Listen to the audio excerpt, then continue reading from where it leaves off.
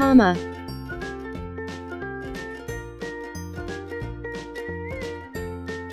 When we end a sentence, we use a full stop, question mark, or an exclamation mark to show that we have finished saying something.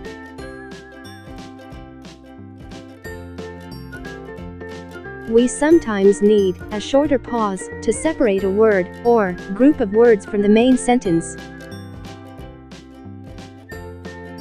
This break is needed to show that what is being written is part of the same sentence, but must not be confused with the rest of the sentence. We use a punctuation mark, called a comma, to indicate this short pause or break.